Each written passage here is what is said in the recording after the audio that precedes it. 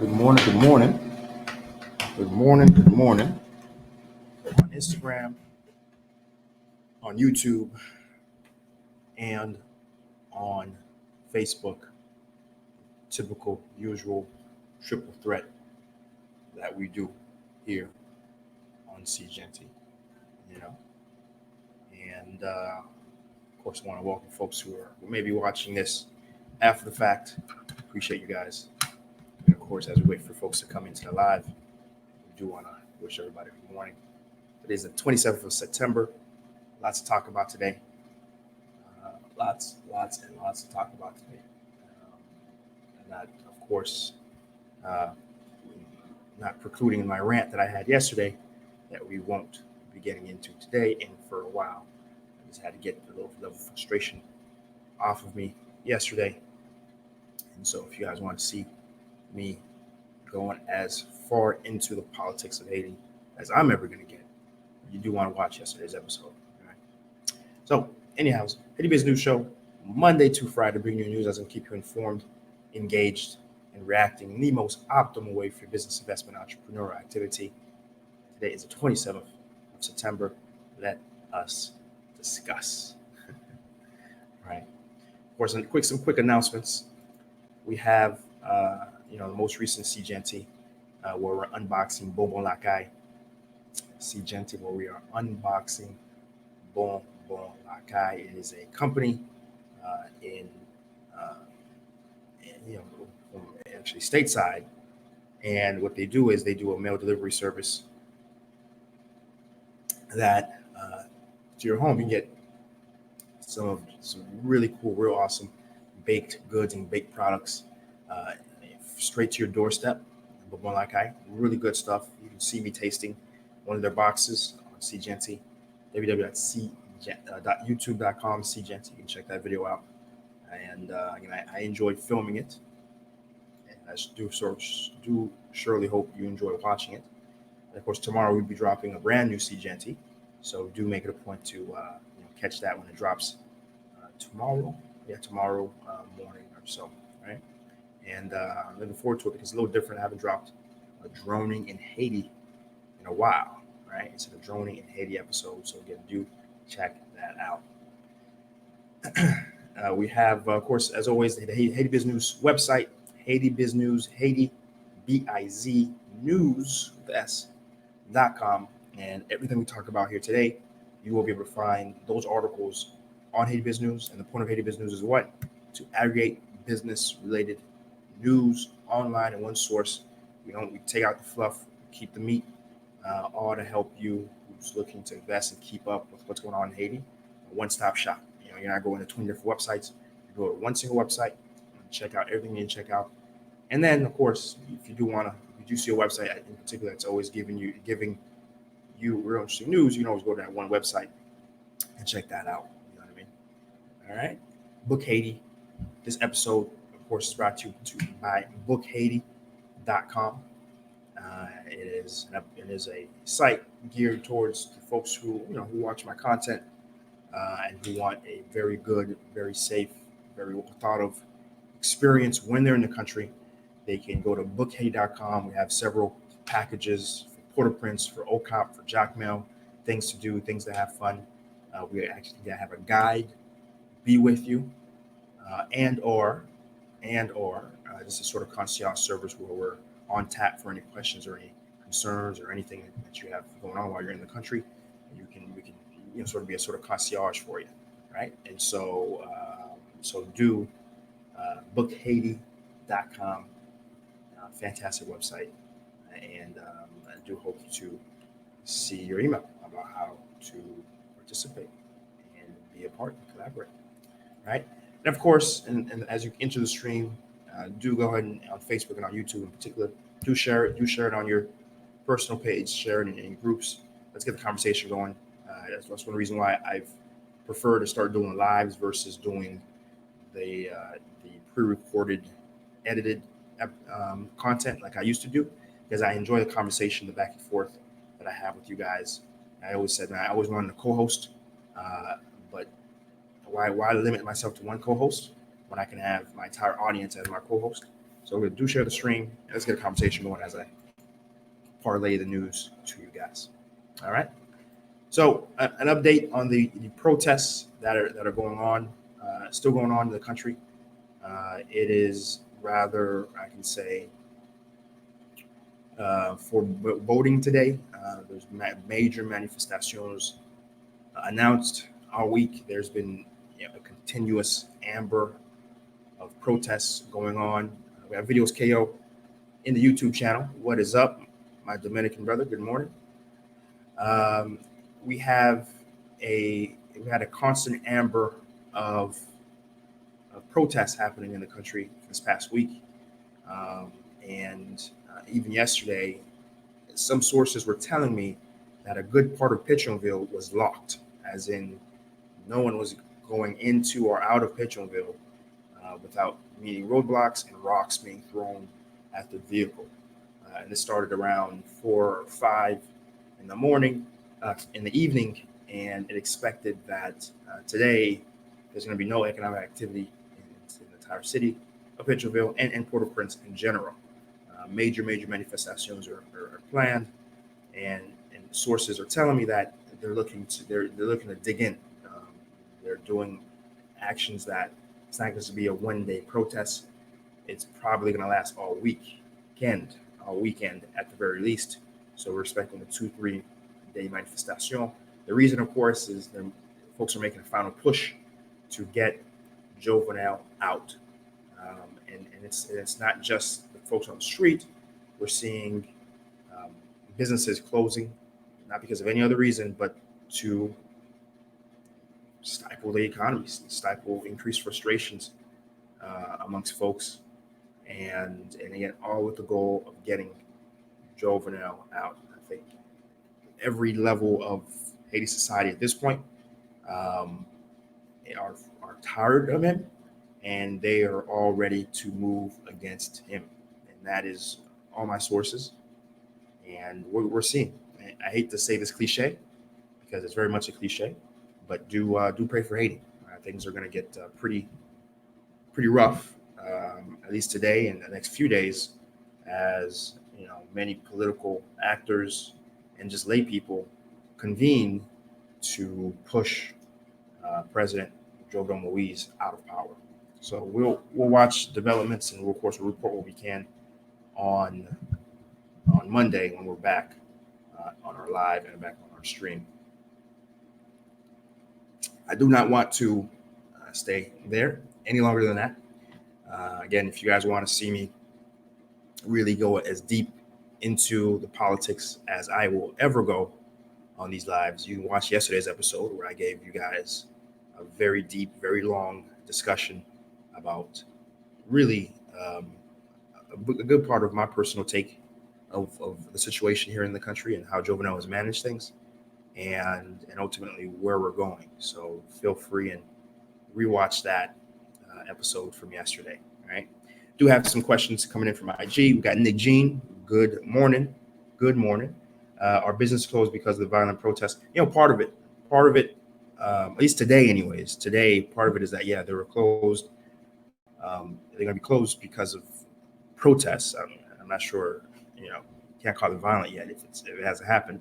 But yes, the past 2 days, many businesses were closed, not because of any pretense of protests, but as my sources tell me, they were in solidarity with the protesters, and they're closed because of that. So that's the reason for many, not necessarily any precautions in that sense. Videos KO comes in and says, watch videos. I sent you idea what we have. I mean, come on now. I don't,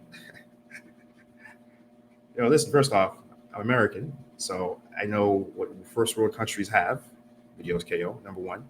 Number two, I've been to Dominican Republic myself, only twice, once to Punta Cana and another time to San Domingo. So again, I'm not some guy living in a bubble. I'm very aware how advanced Dominican Republic is. So don't worry. I'm well aware how far Haiti is from where DR is, despite being on the same island. Don't you worry.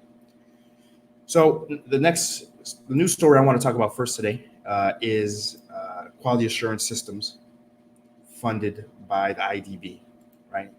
Um, let me retract that. I say I'm American. I grew up in America. Mais Haïtien mieux, on fait très clair. Haïtien mieux 100%. On fait Haïti, parti là-bas, école en forme, ok? Même les guilty accent. My Haitian folks will understand what I just said. All right, let me go back to the news story. Education, an education news story. Basically, we have $7 million going to education in Haiti. 7 mil. And it's coming from the IDB, the International Development Bank. The program is called Quality Assurance System. Quality Assurance System. Here's how it's going down. They've partnered with the Minister of Education in Haiti, and 37 public schools, 37 schools built by the Ministry of Education are going to get the following things: teacher training, strengthening the leadership of school directors and their management capacity, educational, financial, administrative, right? Improvement of learning conditions through provision of textbooks and school kits, right? Improve the supply of those things for those 37 schools. Development of certification of hygiene-friendly schools, creation of school-friendly environment, and development of socio-emotional activities, sports, cultural, artistic things. And then finally, teaching method supervision, right? They're going to work on supervising exactly how things are going from a teaching academic perspective, right? And of course, the question is, right, so how is that going to be implemented? All right, great bullet points about how do we implement these things. And so basically, they've partnered with the following organizations to execute these initiatives: the Tippa Foundation, the Great Valor Foundation, Progress and Development Foundation, the Liver and Joy Association, Innovative ED, Quisqueya University, the P4 Global Organization called Unse Haiti, and then the Scolas, and then the Foundation and Office of Nutrition and Development, BND, right? So they're working with these organizations here to get that done. Now, I can tell you that I'm happy to see this sort of engagement happening. I'm happy to see money going into something that's incredibly important, which is education, into Haiti in general. I'm happy to see that. All the things listed initially in terms of what these 37 schools are going to get are all things that are absolutely crucial. Cool. All right. Now, the reality, though, is that here's how it works. You have these NGOs, as you read, many of them are NGOs. They're going to be implementing this, several. And a lot of that money will go to helping and implementing the program, but a lot of these monies are also going to go to the overhead of the NGOs. Now, there's many NGOs live on, acquiring access to these sort of programs so they can get revenue to operate. It's a business for a lot of reality. In fact, I was on a board of a charity, and I've been on a board on a business. And to be honest, you spend more time talking about getting money on the board of a charity than you do on a business. The mechanics of both make that make sense, because as a business, the whole machinery is built on getting automated money made through however you have it set up. Or a charity, you kind of have to go and get that money right through knowledge of writing grants and or getting people to donate to you, right? And listen,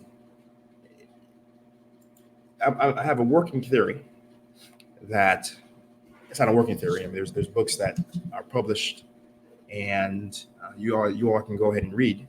You all can go ahead and check out. most being Daniel Jean-Louis' Trade, Not Aid, a very great book. If you guys haven't seen it or read it yet, again, Daniel Jean-Louis, Trade, Not Aid. You can grab it from Amazon, read it on your Kindle. Very good book. And basically, it states that a lot of ways NGOs have been operating is that, while they're well-intentioned, the fact that they don't hire or work with local people to give them the skill sets, or more than that, the skill sets that exist aren't being used. You could very easily hire a painter instead of flying a volunteer in to paint a home, for example.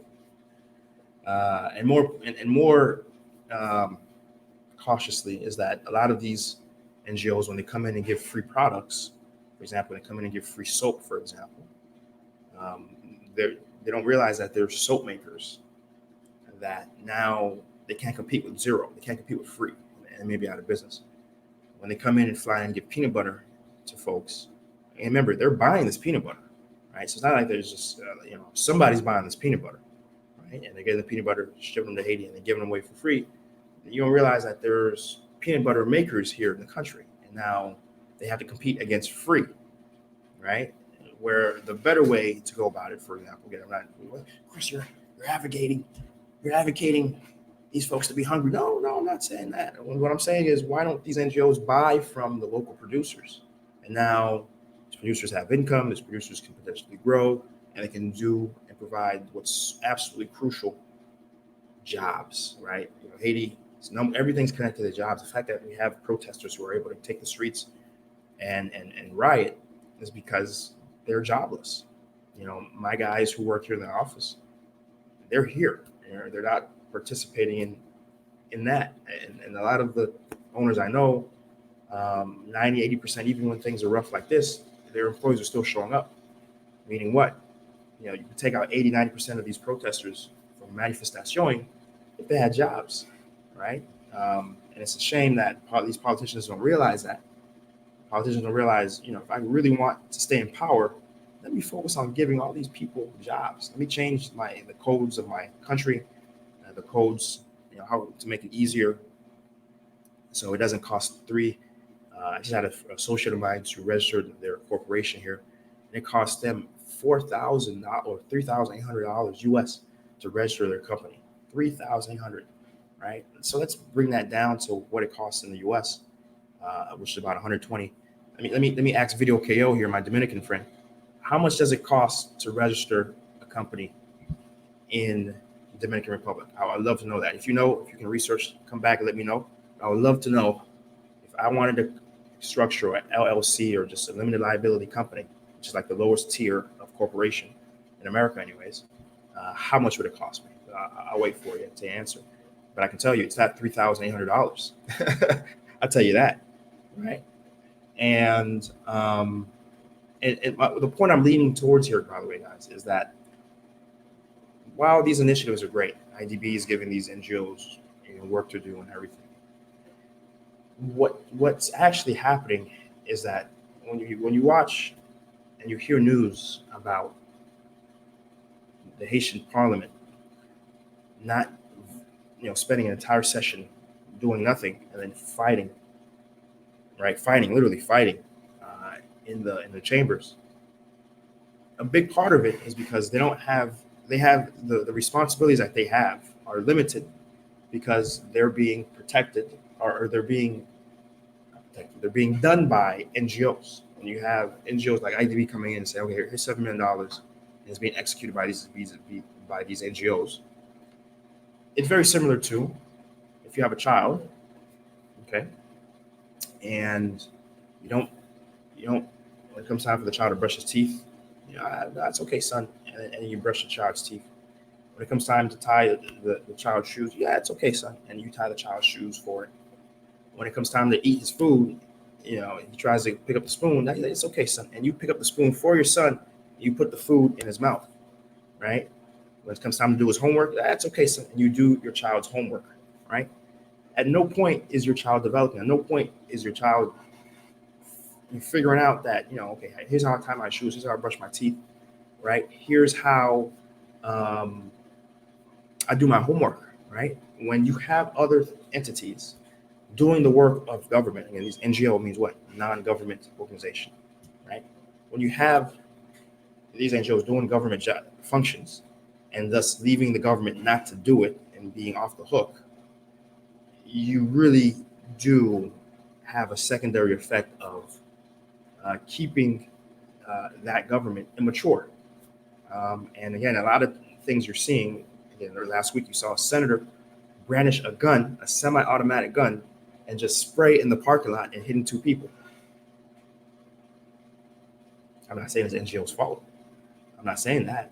What I'm saying is there's an ecosystem for Parliament to not take their job seriously, to elicit, right? And ultimately, the people who are receiving those things from NGOs are get accustomed to receiving it from NGOs, and ultimately, there isn't an expectation that the government should do it. No, the government's not going to do it. I do it to NGO. And now the government's off the hook. And the money that the government's getting, they don't have to spend it on these socio-economic things. And instead, you get things such as, this is true, you can look it up, Haiti having, the Parliament of Haiti being the most expensive per capita. I think technically DR is the most expensive, but at least they have the largest economy in the Caribbean to pay for it. But Haiti is right there, right behind them. For example, a standard, I'm just going to understand what I'm saying when I say the most expensive. A senator in Dominican Republic, they make, let's say, about $127,000. When you look at all their benefits and all the things they get, they make about $127,000 a year in salary and benefits. About, like, use of a phone, use of a car, all the benefits, lodging assistance. When you look at Haitian parliamentarian, they get around $124,000 to $110,000 a year. Remember, the GDP of Haiti is about $8 billion. The GDP of the Dominican Republic is, keep me earnest here, guys. What is it? Around 90-ish or 90-ish bill. Keep me earnest, right? It's up there, right? It's really up there, yeah. And at least 10 times. It's around 10 times what Haiti is, right? But yet you have set parliamentarians making almost as much as those guys over there. Now, what does that mean? You might be thinking, well, Chris, listen, senators, they make a lot of money. What can you say? Jamaica is doing very well economically. There's still a tourist capital. Nobody's canceling trips to Jamaica. They're doing fantastic on many sectors. They just built a national highway that cuts through their island with the help of China, but they've done that. You know how much a parliamentarian makes? A senator over there makes? Ready for this? $50,000 to $60,000 US. I'm gonna say it again. $50,000 to $60,000 US is what a Jamaican parliamentarian makes. Right. So, and one of the reasons why, there's many reasons why, but one of the reasons why parliamentarians can get away with this, right, is because they don't have to spend on many social services, because NGOs, God bless their souls, they're doing great work, right, helping a lot, but they're not realizing that while they're helping, they're hurting, and potentially hurting much more than if they just didn't help at all, right? And at very least, there's ways to structure the way they help by hiring local Haitians to do as much of the work as possible, hire to purchase made in Haiti products as much as possible, and wherever possible, to incorporate the government in there and expect the government to do some of it, right? Which is hard to do. Don't just give the corrupt Haitian government money. Don't do that. Certainly see how you can incorporate them to get them sort of, again, just imagine you have a child and you kind of sit and you show them how to brush their teeth, and then you give them, and then they brush their teeth. You see what I'm saying? So there is supposed to be a relationship like that. And it's not easy to do, certainly, but that's certainly the direction they should be going instead. All right. But again, education, $7 million to IDB, and we'll keep track on this program. The program's called Quality Assurance Systems. We'll keep an eye on it, right? And overall, it is good news. And structurally, we'll provide more information as we get it. Let's take a look. Okay, Vios KO I asked Videos KO about how much it costs to incorporate a business in DR. Are you guys ready for this? You guys ready for this? Videos KO, he's my Dominican watcher, consistent, and he tells me that in DR to incorporate a business, it's basically $92 US. $92 US. I'm gonna say it again. To incorporate a business in DR, it's $92 US, 4,775 pesos. Okay, and then he says they give you a subsidy for 2 to 3 years since they think about collecting taxes. I'm not too sure what that means. If that means that you don't owe tax for 2 years, or they literally are giving you money, but it seems that they're doing something on top of that fee that you're paying. They're doing something on top of that, because again, they get it. The Dominican Republic and every other first world country, or even developed country that wants to be first world, that actually is legitimate, trying to improve the lifeline of their country, understand that there is no other way to do it but business, and we need to make it as easy and as streamlined as possible. And it shouldn't cost. I just quoted you guys 3,100. A friend of mine just incorporated an SA, 3,800, whereas in DR it costs 92. In America, it costs about 120. At least in Florida, anyways, and costs less or more depending on other places. So again, Video KO, they appreciate that. Do appreciate that. John Doe, good morning. Appreciate it. Appreciate there.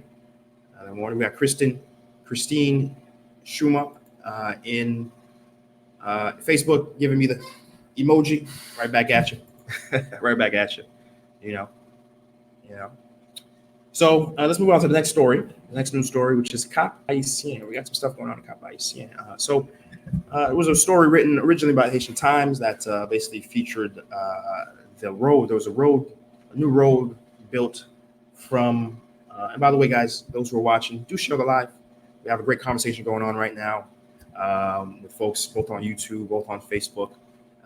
And again, the reason why I switched from doing my pre-recorded sort of videos that I used to do with all the infographics and stuff to mostly a live video is that I was like, man, I need a co-host. I can't really find a co-host, but let me bring in my audience in and let's have a conversation with them.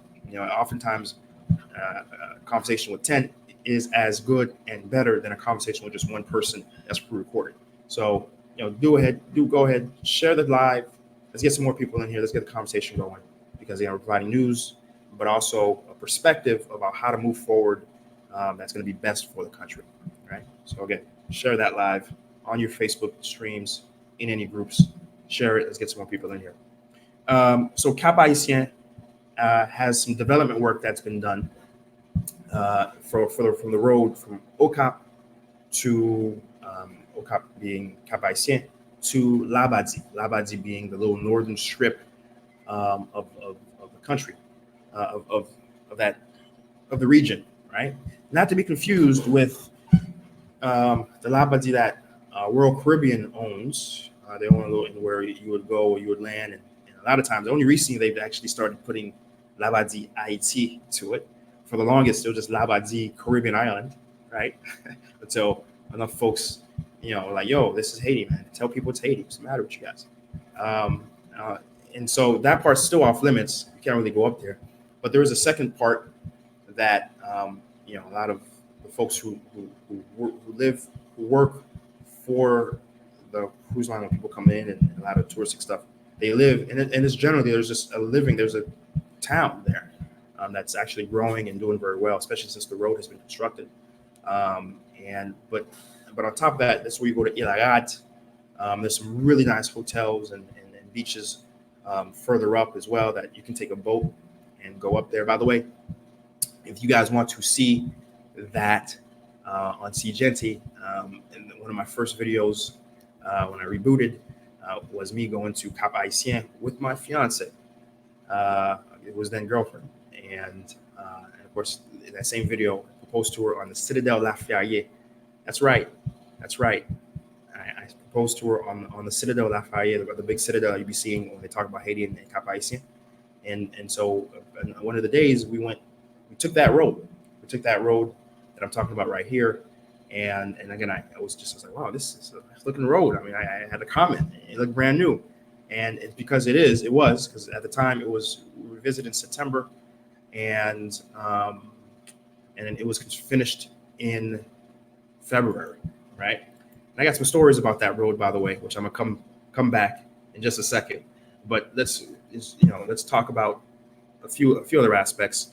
So the road was built and finished in February 2018, but it was started under Matali. There was several different funding sources that got it done, but it did finish under Jovenel, and he was there at the inauguration ceremony. And since then, there's been a lot of hubbub and to do about some of the benefits that have been happening. There's been an increase in commerce because there's a decently sized fishing industry that exists there, and now there always was a road. Let's be clear, there was always a road, but it took upwards of 90 minutes to get from Cap Haitien to Labadie area. Now it only takes 30 minutes. And it probably less. I remember when we were there, I don't know if it was the time that we were there, but I didn't run across another, maybe one more car taking that road. So if you're really gunning it, it can probably be less. And I think it was less. I think it was really 10 to 15 when we were taking it. And so fishermen are now much more easily able to take their vehicles, their catches to Okap to bring. The quality of life has improved because a lot of students now who are living in the Labadie area and along that road are now able to take tops that you're not going up and down on the mucky road. You're not taking the pussy. That's one thing I heard from people who knew how things were before this road. It was very bumpy and it was very dusty. It picked up a lot of sand and dust, and it would go in your mouth and your ears, and just it wasn't an enjoyable experience to go to Labadie and back. It just wasn't. It was just a very hot, muggy, and unless you had a nice car that could just but still, that's an increase in expense. And so the quality of life of the actual citizens who live there have improved tremendously, which is fantastic. And finally, tourism has increased exponentially because it's so much more easier now to wake up in the morning, load up a cooler, pop it in a rental car that you may have, or drive that relationship that you may have, and then spend the day in the Labadie area and just take that road and just have a good time. So tourism has been able to improve, in so much there's been stability and none of this political nonsense that's been happening lately in protests. But once things have gone calm, really Okap has expanded tremendously in their capacity to host visitors coming in because of it, right? And that's the big take. It has just been the fact that what a very smart infrastructure investment can do, right? All it takes is you build a road. A road can do so much, and if the government would take that role serious and really say, okay, what roads may already been built but need a second pass to improve safety. And that's another thing that this road has been very good at. Unlike many other roads in the country, this road has impact barriers. I was really very taken back. I was like, wow, these are one of the only impact barriers I've ever seen in the whole country thus far at the time. And things are very well, the paint, very well clear what the lanes are. There's signage throughout, merger coming in, roads expanding, so again, it is a world-class road for the distance that it covers, right? And again, if more infrastructure projects were taken of that seriousness, we certainly would see the immediate benefits as we're seeing in Okap. There's many roads and many places throughout, in particular Carrefour. Carrefour is desperately in need of not only improvement of the current road that passes through Port Léogane all the way through Matissa and beyond, but alternative roads, because there's only one road. And when there's traffic, when there's something going on, when there's a disabled vehicle, even though the road's pretty wide, there is technically a road further up the mountain, but no one's driving up that road because of the gang activity that exists up there. It's just not. Even I think I tried to go up that road once, and I spent half the time being advised by people, yeah, you need to turn back. Yeah, you don't want to go any further. You need to turn back. And the only reason I took that road was because the main road was completely deadlocked, so I had to go inside the Matissan area, which is, as anyone who's following and knows about Haiti, Matissan is one of those places you kind of want to avoid, and even when times are good, right? In any case, so when I was, let me pause before I tell this story and just take a look and see what people were saying. We got VOKO following up. Okay, it also depends if the country's big or if the company is big or small. VOKO was again responding to my question about registration in DR. Do appreciate those answers. We have Denise Ryman in Facebook. Awesome, right back to you. First time I'm seeing you in the chat. If you're not subscribed yet, do subscribe. We're here Monday through Friday. Do hope to see you again, Denise. Farah Jackson, bonjour, my good friend Farah. What about the road from Pop to Okap? That road has improved from everybody that I've heard and spoken to, but there's a lot to go. I personally took that road when I went to Okap. Me and my fiance, we took the bus to there and back, by the way, and back. And I can tell you, I want to say at least 70-ish% of the road is done, but there's still a lot of it that is just dirt road, and there is no guardrails. I mean, you look down and it's just you're looking into a pit, right? So there, there's still a good ways to go. But I'm not talking about Pop to Okap. I'm talking about from Okap to Labati, right? Christine Sherma, yes, for first time she's finding about that 21st Century Road, absolutely. Nothing in except some heart emojis from my fiance who's in the IG. Good morning. And all right, so what happened? Just a quick anecdote, and I'll be off air concerning the road. So on taking that road, we used a local Cap Haitien driver. Good guy, by the way, but his car was having issues. Oh man, my actual car is in the shop, and so I'm using his backup car. Okay, cool. All right, cool. So we went up there. We had a good time, by the way. We took a little rickshaw boat, went to Lakay. I took some awesome drone footage. I mean, again, guys, if you haven't seen this episode yet, go to YouTube, SeeJeanty, type in Cap Haitien. It's about a 20-ish minute video, but it's some of my best stuff. I'm telling you, it's really good. Again, check it out. And we did Lakay, did some drone shots, and some kids there who were playing soccer. Cool. Came back, took the boat, and the boat actually stopped working. They were using a one-engine boat. The boat actually stopped working on the way back, but luckily there was another boat coming, same little rickshaw, and that boat towed us to back to shore. I always think, what if that boat wasn't there? How long we potentially could have been in the water, just kind of floating. But I think there's a constant taxiway of boats coming back and forth. So I don't think that could have happened. But what if we're the last boat? In any case, so we made it back to shore. Our driver went and got his car. Cool. Hopped in the car. Okay. And as we were driving off, he turns and looks at us. By the way, I don't have any brakes. And me and fiance, we go, what did he just say? He goes, yeah, my brakes, I don't know what happened. I don't have brakes. Okay. And by the way, that road that I just mentioned, the road that I just built in Okap, is very hilly. There's some points that it goes up, and there's some points that it's a roller coaster in some places, right? And so like, okay. But he's like, I got this, don't worry. And so basically he used his handbrakes and driving really slow, and also he drove in not in D drive, but in L and 2. My folks who